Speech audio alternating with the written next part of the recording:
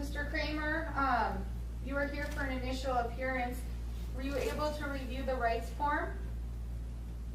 I was, yeah. And you read all those rights? I skimmed through it a little bit. Well, let's go through them then. You have the right to know what the charges are against you. You have the right to know what the greatest punishment of for the charges against you, and if there is a minimum punishment. You have the right to remain silent. You don't have to say anything about the charges against you. If you say anything, those statements can be used against you.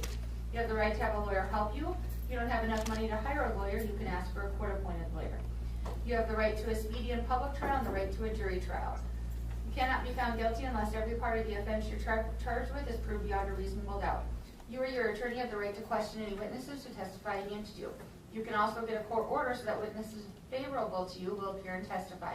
If you plead guilty, you give up all these rights, the only thing left to decide is what your sentence will be. If you plead not guilty, bond could be set in this case. Bond is money you have to pay or conditions you have to follow to make sure you make it to those court appearances. If you are here on a felony, you have a right to a probable cause hearing called a preliminary hearing.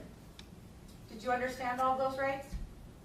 I think so, yeah. Okay, well, it can't be I think so. Do you have any questions on any of them? No, I don't. So do you understand them or not? I have a little bit of head injury going on, so it's really hard to focus right now. Okay. What we'll have to do then is we are going to have to go through those rights again with you the next time we have you in court, so make sure you understand all of those rights. Mr. Schwartz, you haven't been notified of any attorney here to represent Mr. Cramer, have you? No, I have not at this point.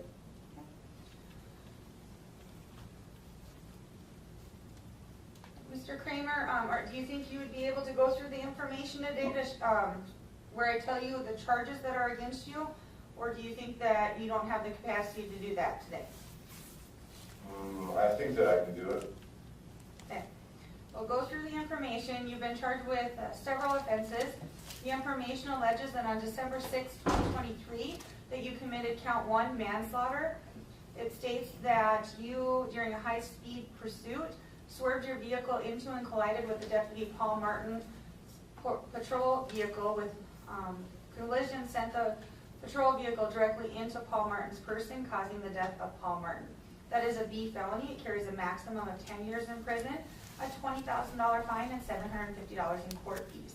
Count 2 is fleeing a police officer with a vehicle. It alleges that you were fleeing after commission of a felony in Burleigh County, failed to stop your vehicle when pursued by law enforcement. That is a C felony.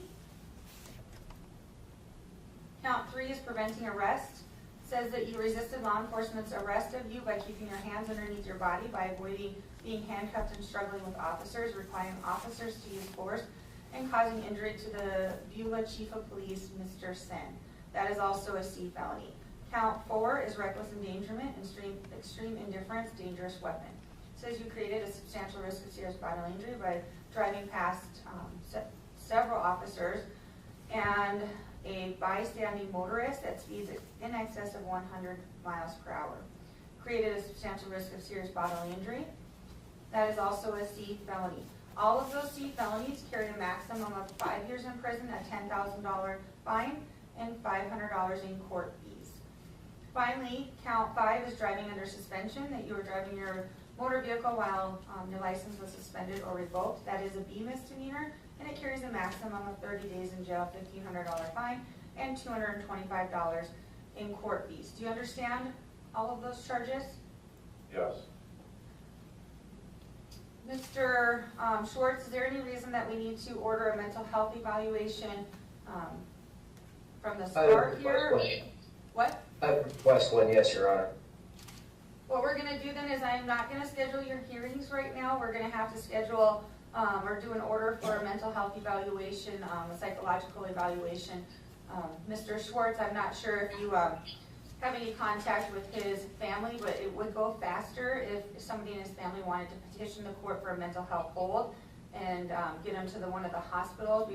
It's normally about a 2-month wait if we're going to wait for a mental health evaluation. If we can get them some treatment and that evaluation started earlier, it might speed things up a little bit. I'm not sure if you had contact, but something to look into in the future. All right, Mr. Cramer, we're going to address bond. Mr. Schwartz, what's the recommendation for bond? Yes, Your Honor, before I start off,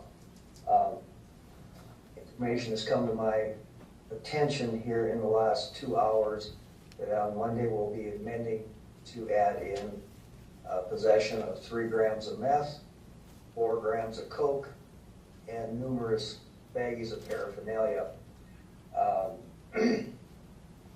Mr. Cramer is a multi-state offender.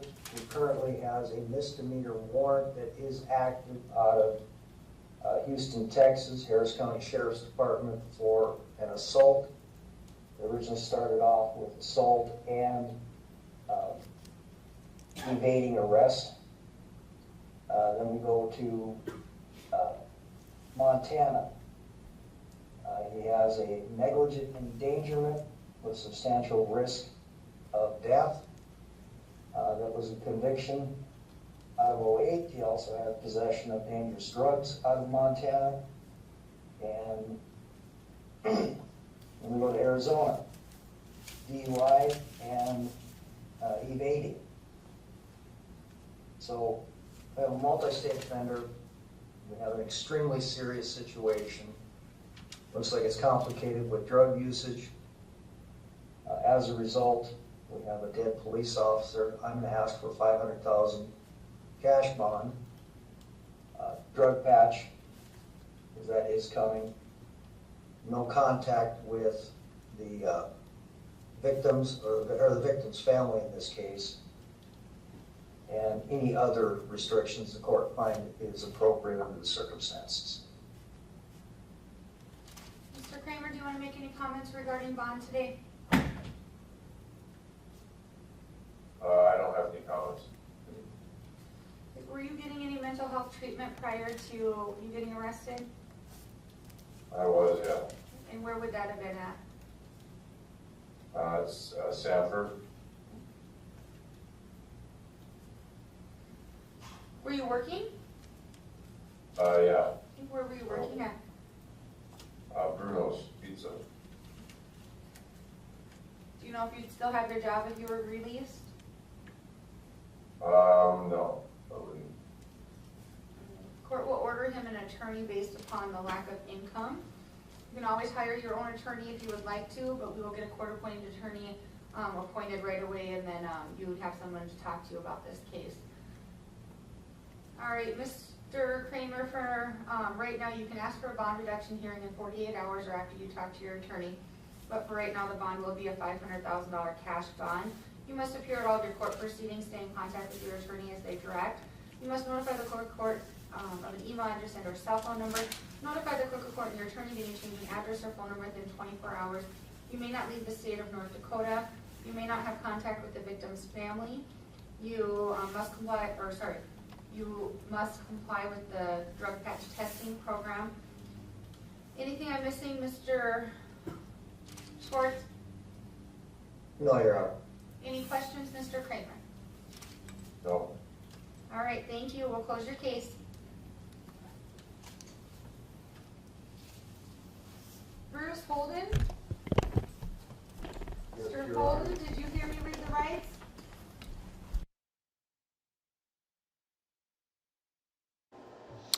All right, as you just saw there, that was 42-year-old Ian Cramer appearing before a South Central District judge. Cramer now faces 5 charges, including manslaughter, fleeing police, preventing arrest, reckless endangerment, and driving under suspension. Bismarck police also say they are still investigating alleged offenses that Cramer damaged in ambulance bay at Sanford Hospital on the morning of the incident. We will, of course, keep you up to date. You can find more information on our website at yournewsleader.com. Time now is 1:41 here at the desk. We're going to take a short break, and when we come back, we'll get to some more of the day's top news stories coming your way next.